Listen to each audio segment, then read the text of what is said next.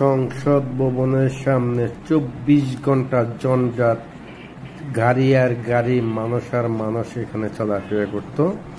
আর আজকে দেখতেছেন যে এখানে তেমন কোনো মানুষ নাই বললে চলে। আর্মিরা দাঁড়িয়ে রয়েছে, ওনাদের সরঞ্জাম ট্যাঙ্ক টুং নিয়ে দাঁড়িয়ে রয়েছে মানুষের নিরাপত্তা দেওয়ার জন্যে।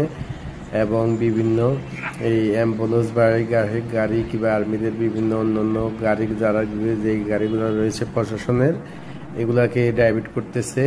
পারম গেট থেকে সংসদ ভবনে যাওয়ার যে রাস্তাটা রয়েছে, আপনারা দেখতেছেন যে পারম গেট থেকে সংসদ ভবনের এই পূর্ব পাশের উত্তর পাশের রাস্তাগুলো আমরা আপনাদেরকে দেখাচ্ছি। একেবারে খালি ফাঁকা জায়গা এবং মানুষ নাই বললে চলে, গাড়ি ঘোড়া নাই বললে চলে। রাতের সিনারি দেখতেছেন আপনারা। এই যে সংসদ ভবনের দুই পাশের রাস্তাগুলা রয়েছে, এই লাইট জ্বলতেছে খুবই সুন্দর। জনমানবহীন বললে হয়, এক দুজন মানুষ বিচ্ছিন্নভাবে এক দুজন মানুষ চলাচল করতেছে।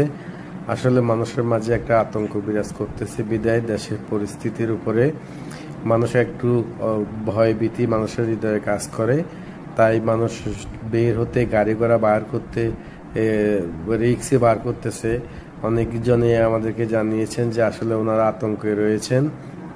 ওনাদের আতঙ্কের কারণে কিংবা ভাঙচুর জ্বালা পড়ার কারণে, ভয়ে আতঙ্কের কারণে মানুষ এখনো স্বাভাবিক জীবনে ফিরে আসতে পারেনি। আপনারা দেখতেছেন যে আমরা ঝুম করে নিয়ে দেখানোর চেষ্টা করতেছি বিভিন্ন জায়গায় দুই একজন মানুষ কিংবা দুই একটা রিক্সা ইমার্জেন্সি কোনো ওষুধ বড়ি কোনো কাজকর্মের প্রয়োজন হলে ব্যবহার করে। এই যে সংসদ দেখতেছেন আপনারা, সংসদের সামনে যে গাড়ি ঘোড়া চলতেছে, যে পরিবেশটা রয়েছে বর্তমানে, যে মানববিহীন যে